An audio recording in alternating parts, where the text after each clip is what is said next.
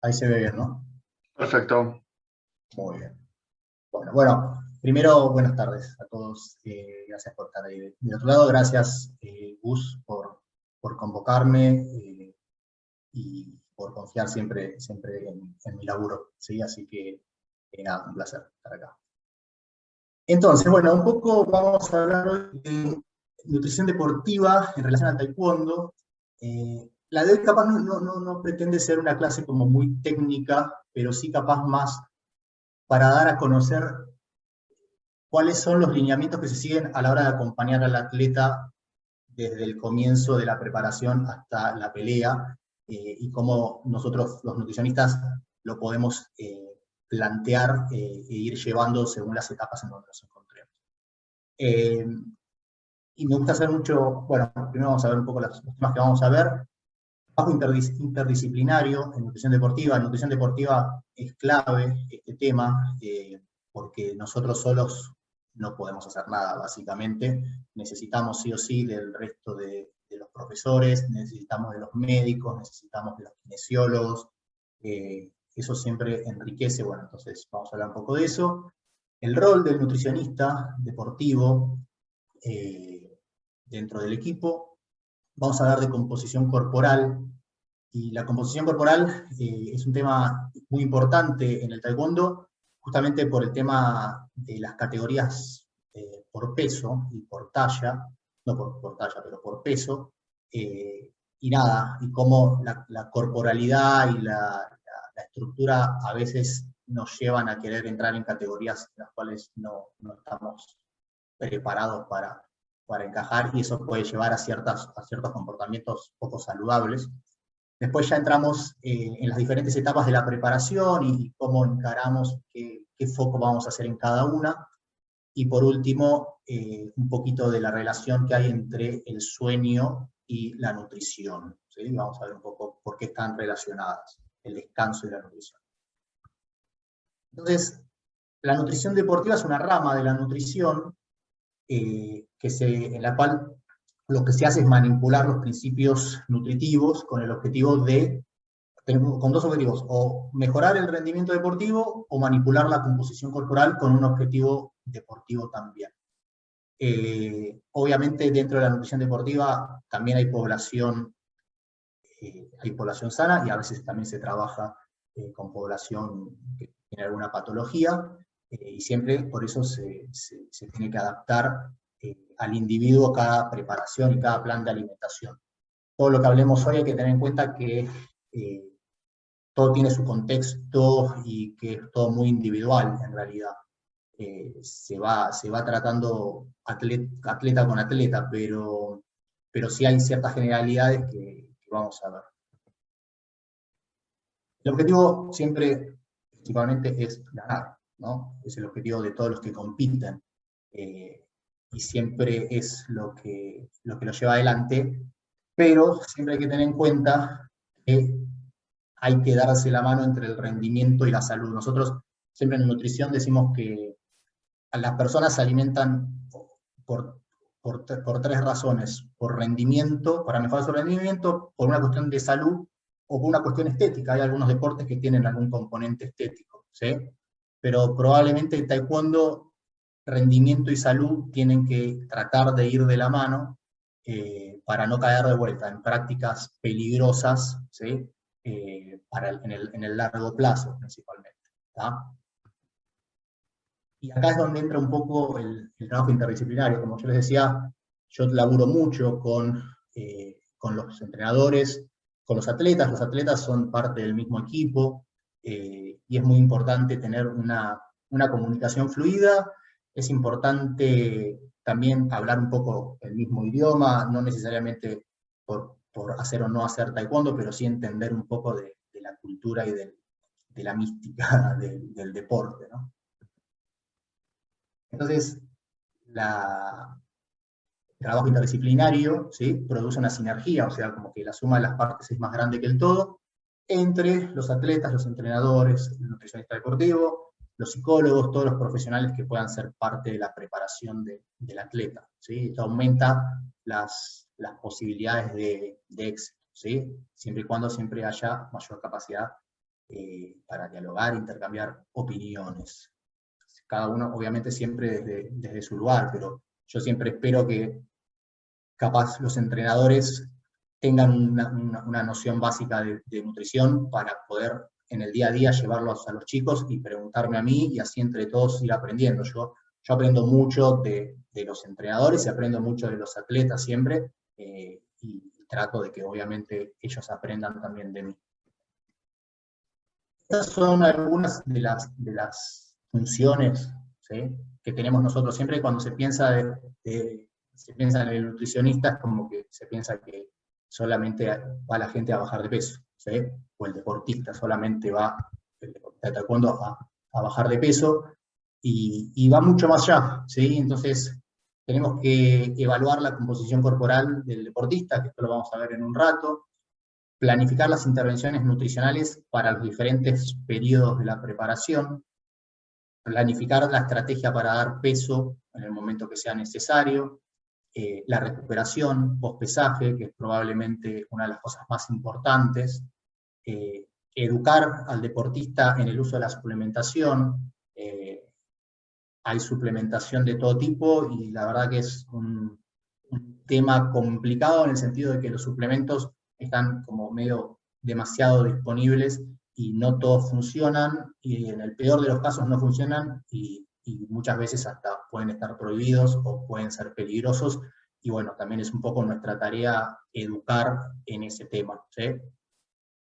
Obviamente educar en la selección, la compra y la preparación de alimentos. O sea, no es solamente decirle al deportista, bueno, tenés que comer esto, sino educarlo en, bueno, cuáles son las mejores opciones para hacer la compra, cómo se pueden preparar, capaz dar recetas, nada, hacer todo lo posible para que el plan pueda ser llevado adelante, ¿no? Y por último, y esto en taekwondo es bastante importante también, que es educar al deportista en prácticas seguras durante los viajes. En taekwondo se viaja mucho, y se puede viajar mucho, y muchas veces a países que tienen como culturas culinarias muy diferentes a las nuestras, y eso a veces los puede exponer a otro tipo de alimentos, otro tipo de condimentos, y que eso a veces nuestro aparato digestivo no está preparado. Entonces eso también siempre hay que charlarlo muy bien antes de cualquier viaje. Entonces, lo primero que vamos a charlar nosotros, y por donde siempre arrancamos, es por una evaluación de la composición corporal, ¿sí? Entonces, nosotros necesitamos saber ese peso, el peso del deportista, cómo está compuesto, cuánto tiene de músculo, cuánto tiene de grasa, cuánto tiene de hueso, para poder tomar decisiones, para poder decidir si la categoría de peso a la que pretende llegar es una que va a llegar con relativa facilidad, si le va a costar un poco más, o si es a veces imposible llegar, o al menos es imposible llegar sin hacer cosas medio comprometidas para la salud, ¿sí? Entonces el punto de partida es muy, muy importante, por eso es importante que siempre traten de trabajar con gente que pueda empezar desde acá, ¿sí? Porque si van a un nutricionista que de repente solamente los va a pesar a los chicos, ya se está perdiendo gran parte de la información que necesitamos. El tema es cómo podemos determinar la composición corporal, ¿sí? La composición corporal, de vuelta, es saber más o menos o estimar de nuestro peso cuánto es músculo, cuánto es grasa y cuánto es hueso. Todas estas son estimaciones, son métodos indirectos o doblemente indirectos. La única forma directa de determinar la composición corporal es matando a alguien y diseccionándolo y separando las partes, y creo que nadie se va a ofrecer para hacer eso, así que tenemos que tener en cuenta que son métodos indirectos, que todos los métodos tienen sus pros y sus contras, ¿sí? Hay algunos que son más precisos que otros, pero bueno, son diferentes tipos de herramientas, que según donde estemos y según el contexto van a ser más aplicables o no.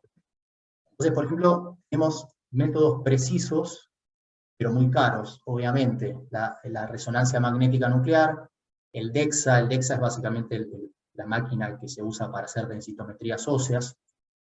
que en investigación se considera el gold standard, o sea, es como que probablemente sea lo más preciso que tenemos.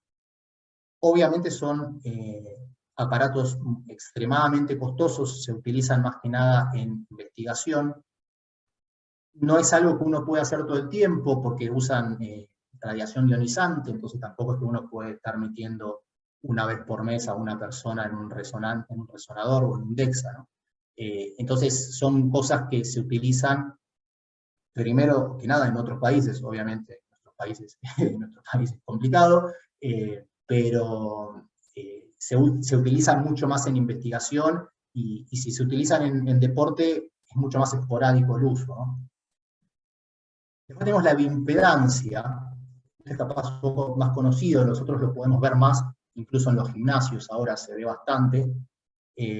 Son equipos más económicos, la bioimpedancia lo que mide básicamente es la conductividad de la electricidad a través de los tejidos, ¿sí? A través del agua. Son equipos obviamente más económicos, si bien tenemos equipos más de laboratorio, como en la foto la de abajo, también tenemos equipos más caseros como el de arriba, o ahora que está muy de moda el InBody, que es un aparato de bioimpedancia. Son equipos más accesibles, menos precisos, ¿sí? Determinan la masa grasa y la masa libre de grasa, o sea, no determina demasiado cuánto músculo tenés, sino cuánta masa magra tenés. La masa magra es todo lo que no es masa grasa, o sea que son los músculos, la piel, los órganos, etc. La bioimpedancia capaz puede ser útil para medir cantidad de líquido, ¿sí? Por ejemplo. También tiene como contrapartida como desventaja que las fórmulas que usan estos aparatos son muy específicas de la población con la cual se diseñó el aparato. Entonces, si yo quiero medir un atleta con un aparato de bioimpedancia que usa una fórmula que en realidad la usaron para testearla, no sé, en personas de 50 a 80 años, no me va a servir demasiado, ¿sí? Después tenemos la cineantropometría, eso es lo que usamos la mayoría, especialmente en deporte. ¿Por qué se usa tanto o por qué la recomendamos tanto? Es práctica, es económica, es reproducible y está validada. Entonces, eso hace que nosotros podamos estar con nuestro equipo de medición en cualquier lado y que podemos ir a un gimnasio, podemos ir a un campo de deportes y un medidor ya con cierta práctica puede medir a una persona en 5 minutos y esto nos da mucha mejor información, ¿sí? Obviamente, como cualquier otro método, tiene su margen de error. El margen de error es intramedidor, por eso siempre es importante poder medirse con la misma persona. Y existen, sí es cierto, diferentes protocolos de medición.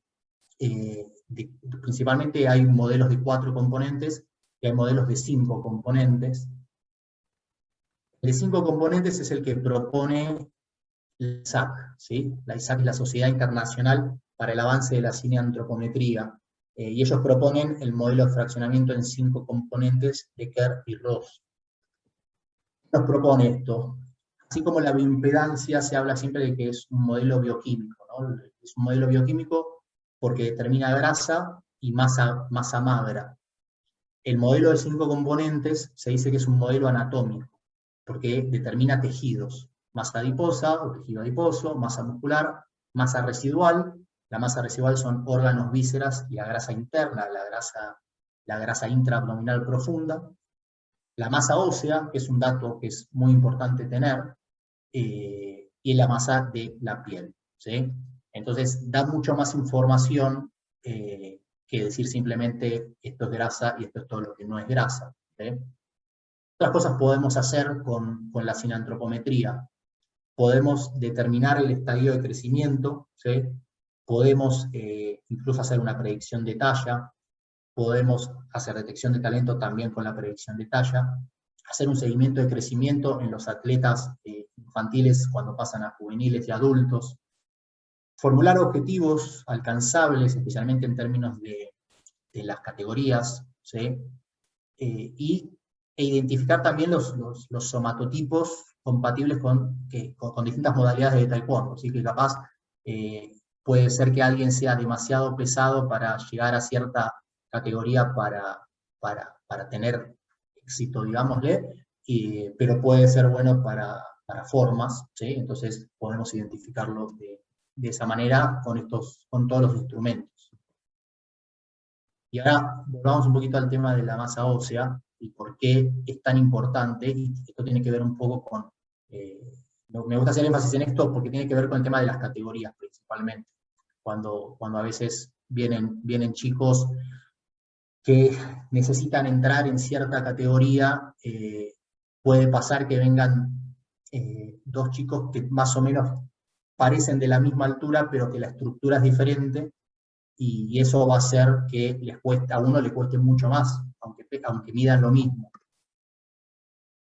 Con esto usamos siempre la analogía de la estantería, que no es mía, es de Francis Holloway, que es un referente de la nutrición deportiva en Argentina y de la antropometría, es antropometrista nivel 4 de Isaac, y él habla siempre de la estantería. Si nosotros tomamos dos estanterías como estas, que tienen la misma altura, una es más ancha, la otra es más angosta, ¿sí? Las dos sirven para lo mismo, ¿sí? Para poner libros. Pero ¿qué pasa? La estantería de la derecha tiene más estructura, por ende masa ósea, más masa ósea, y va a poder llevar mucha más cantidad de libros, por ejemplo, peso, ¿no? Entonces, a mayor estructura, mayor cantidad de libros. Entonces, a mayor masa ósea, más masa muscular también probablemente podamos tener.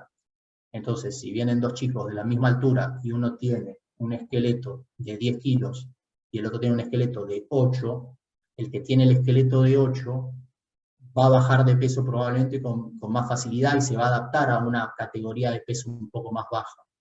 Y el que tenga el esqueleto más pesado va a ser el que probablemente luche siempre contra el aumento de peso, porque va a tener más masa muscular y porque va a tener probablemente también más facilidad para aumentar grasa. Entonces, es importante tener este dato y poder charlarlo con los atletas, con los entrenadores, muchas veces con los padres, ¿sí? Porque a veces son mismos los padres los que están tratando de llevar a los chicos a cierto nivel, y hay que hacerles entender que a veces el estrés que se le va a producir a ese cuerpo va a ser demasiado. Entonces, ahora vamos a hablar un poquito de entrenamiento invisible, que es un concepto que seguramente ya escucharon. Son todas esas acciones que se llevan adelante por fuera del entrenamiento, pero que van a tener un efecto sobre el rendimiento o el resultado final, ¿sí? Entonces, nosotros siempre hablamos de la alimentación, del descanso y del manejo del estrés, ¿sí? Las tres cosas están relacionadas entre sí. Si descansamos mal, vamos a estar más estresados y probablemente terminemos comiendo mal. La alimentación influye también en la forma en que podemos o no descansar, eso lo vamos a charlar más adelante. Incluso también se habla a veces de la mala alimentación produciendo o pudiendo empeorar algún cuadro de estrés, ¿no? Entonces, estos tres pilares del entrenamiento invisible hay que verlos como lo que son tres pilares interrelacionados. Con respecto al manejo del estrés, muy cortito, no hay que tener miedo de proponer diferentes técnicas para manejarlo, que pueden ser técnicas de respiración, puede ser yoga, la práctica del mindfulness o directamente terapia psicológica, preferentemente con un psicólogo deportivo, ¿sí? Pero todo eso va a terminar también influenciando los otros dos pilares del descanso y de la alimentación. Entonces, descuidar el estrés es como que no estamos pudiendo manejar bien todo. Vamos a dar unos conceptos básicos de nutrición antes de pasar a la parte más de las diferentes etapas de la preparación, como para quedar con los conceptos claros de cosas que vamos a hablar después, ¿sí? Primero el balance calórico, ¿sí? El balance calórico es lo que va a dirigir el descenso de peso o el aumento de peso, ¿sí? Es una discusión que en nutrición y en las redes sociales ahora se da mucho sobre si las calorías son importantes o no, ¿sí? La realidad es que, lo que comemos es muy importante y cuánto comemos es también muy importante, y no es que una cosa sea más importante que la otra, me parece que están las dos cosas interrelacionadas. Se puede comer muy sano, pero mucho, ¿sí? Y eso puede hacer que la persona no baje de peso. Entonces, el cuánto como y el balance calórico va a ser importante, especialmente en los diferentes momentos de la preparación. El balance calórico es la relación entre la ingesta y el gasto, ¿sí? Entonces, lo que como y lo que entra y lo que sale en materia de energía. Pero obviamente la ingesta está afectada por otros factores, ¿sí? No somos simplemente maquinitas que comemos y nada más. Entonces, tenemos factores socioeconómicos, factores hormonales, hay hormonas que nos van a dar más hambre, hay hormonas que nos van a sacar el hambre, la disponibilidad de alimentos, ya sea también disponibilidad socioeconómica o disponibilidad geográfica, los hábitos alimentarios, ¿sí? El consumo de ultraprocesados o de comida real. Nosotros sabemos que el consumo elevado de ultraprocesados lleva a que comamos más, ¿sí? Los mecanismos de saciedad y de hambre, los alimentos más ultraprocesados, es como que los saltan y terminamos comiendo más. Obviamente el sueño, la microbiota, ¿sí? Todas las bacterias y los microbios que tenemos adentro de nuestro intestino, también pueden influenciar y hacer que querramos comer más o menos. Y por el lado del gasto pasa lo mismo, ¿sí? Uno piensa, bueno, el gasto que es el metabolismo basal, es tipo lo que yo gasto para estar vivo. Y después hay factores genéticos, hay factores hormonales, el género, la edad, ¿sí? La temperatura ambiente, la temperatura corporal también puede hacer que gastemos más o menos calorías. Obviamente el estrés, ¿sí? La termogénesis adaptativa. La termogénesis adaptativa es la persona que está haciendo un descenso de peso, va comiendo progresivamente menos y el cuerpo se adapta a esa nueva cantidad de ingesta y lo que hace es ahorrar, ¿sí? Entonces la persona de repente se estanca o deja de bajar de peso porque su metabolismo se adaptó a esa nueva ingesta, entonces hay que tratar de sacarlo de vuelta y llevarlo a un nuevo punto de desequilibrio para seguir bajando, ¿sí? Entonces, el balance calórico es importante para poder plantear después el descenso de peso, eso hay que tenerlo en cuenta. Y después tenemos los tres macronutrientes, ¿no? Los principales: carbohidratos, proteínas y grasas. Los carbohidratos, la principal función de los carbohidratos es una función energética, ¿sí?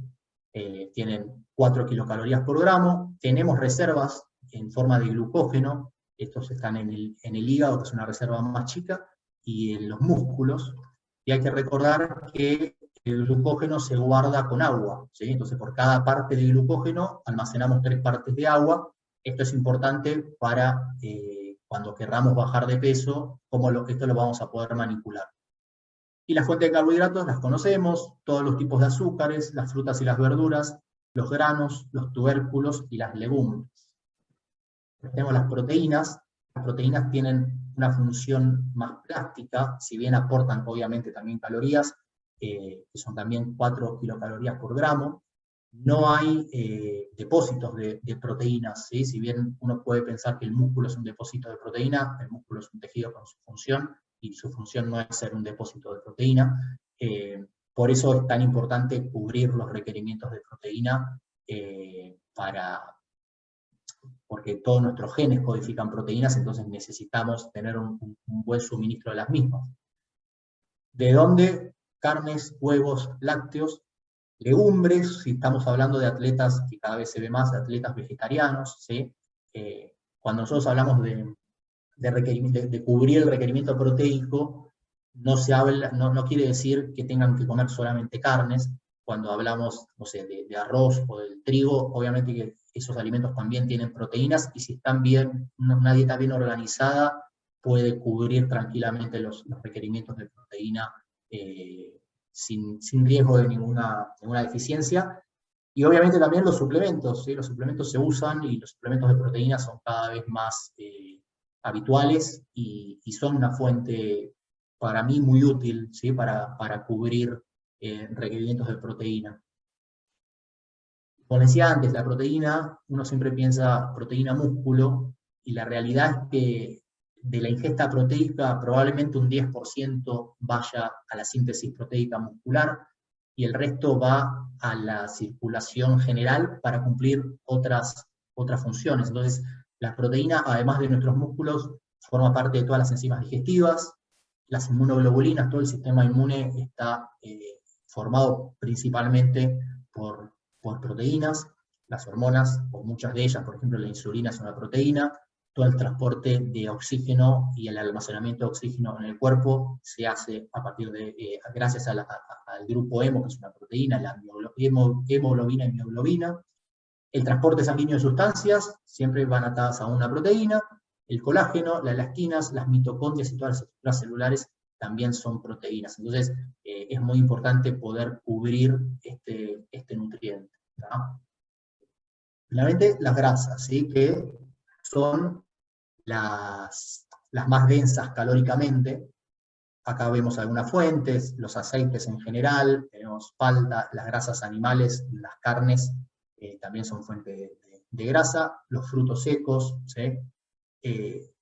La grasa se almacena como tejido adiposo, el tejido adiposo es la mayor reserva energética que nosotros tenemos, incluso personas con muy poca grasa tienen enormes cantidades de reserva energética en forma de triglicéridos intramusculares, y la grasa lo que tiene es que aporta sabor, ¿sí? Por eso tenemos como una cierta tendencia a que nos gusten, entonces siempre en un plan de alimentación uno no lo puede hacer muy bajo en grasa porque pierde palatabilidad y sabor y hace que la gente después lo busque por otro lado.